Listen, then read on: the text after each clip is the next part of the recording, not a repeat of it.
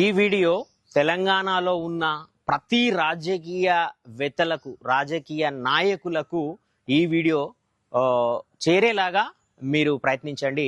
నేను Mahipal Reddy, ex army, international mountaineer, Guinness world record హోల్డర్ని. ఇప్పుడు ఆపరేషన్ సింధూర్ సక్సెస్ అయింది. చాలా మంది దీని గురించి చర్చించుకుంటున్నారు.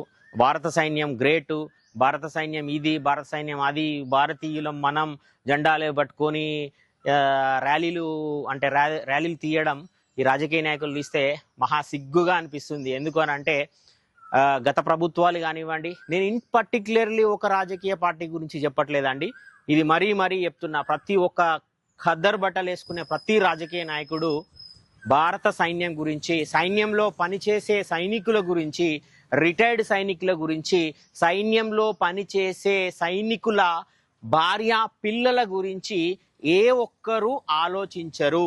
కేవలం యుద్ధాలు జరిగినప్పుడు, కేవలం ఇలాంటి విపత్తుకరమైన పరిస్థితులు వచ్చినప్పుడే సైన్యం గురించి మాట్లాడతారు. భారత్ మాతాకి జై అని అంటారు, వివిధ రకాలుగా ప్రశంసిస్తారు సైనికులను. కానీ సైనికులను కూలి వాళ్ళ కన్నా అధ్వానంగా చూసే తత్వాన్ని, ధోరణిని విడనాడండి. సైన్యంలో పనిచేసే కుటుంబాలు ఎంతో ఇబ్బంది పడుతున్నాయి. సైనికుల కుటుంబాలకు అండగా ఉండండి. ఇకనైనా సైన్యంలో చేసి రిటైర్డ్ అయిన ఆర్మీ పర్సన్స్కి ఖచ్చితంగా మీ సహాయ సహకారాలు అవసరం. ఎందుకంటే 17.5 సంవత్సరాల్లోనే భారత సైన్యంలో చేరుతాడు. బయటకు వచ్చే వరకు ఇక్కడ అంతా మారిపోయి ఉంటుంది. రియల్ ఎస్టేట్ ఉంటుంది, చుట్టాలతోని రియల్ ఎస్టేట్ భూముల ధరలు పెరుగుతాయి, కొనుక్కోలేని పరిస్థితి. వచ్చేది రిటైర్డ్ అయితే 25-30 లక్షల కన్నా ఎక్కువ రావు. ఇక్కడ చూస్తే పిల్లల పెళ్ళిళ్ళు చేయాలనా, పిల్లల చదువులా, లేకపోతే తల్లిదండ్రులను చూసుకోవడమా, లేకపోతే గుంట భూమి కొనాలనా. ఇక్కడ విచిత్రం ఏంది అని అంటే సబ్సిడీలు సైన్యంలో పనిచేయని వానికి ఉంటాయి. అంటే మాజీ సైనికులకు సబ్సిడీలు వర్తించవు, కళ్యాణ లక్ష్మి వర్తించదు, అండ్ డబల్ బెడ్రూమ్లు వర్తించవు, రేషన్ బియ్యము రావు. ప్రభుత్వం ప్రకటించే ఏ పథకాలకు మాజీ సైనికుడు అర్హుడు కాడు. ఎందుకంటే కొన్ని వేల లక్షల కోట్ల సంక్షేమ పథకాలు తీసుకొస్తున్నారు. సైనికుల కోసం మాత్రము ఒక్క పథకం తీసుకురాలేరా? సైనికుడు బ్రతికినా సచ్చినా, సైనిక కుటుంబాలు బ్రతికినా సచ్చినా.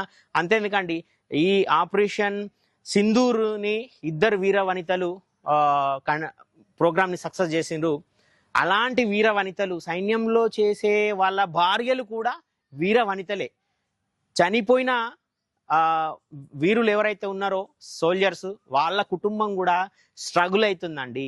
ఇటు చుట్టాలతోని, ఇటు బంధుమిత్రులతోని, వీళ్ళతోని భూముల కాడ తగాదాలు, ఆస్తులు ఇవ్వకుండా ఆమెను అనాథగా చేస్తున్నారు. సో విడోస్ గురించి కూడా ఆలోచించండి. ఫస్ట్ ప్రియారిటీ వాళ్ళకి ఇవ్వండి. అండ్ సైన్యంలో గాయపడిన సోల్జర్స్కి ఇవ్వండి. అండ్ సోల్జర్స్ని గుర్తించండి, మేమున్నామని గుర్తించండి. సంక్షేమ పథకాలు మాకు కూడా ఇవ్వండి. ధన్యవాదాలు. జై హింద్, జై భారత్.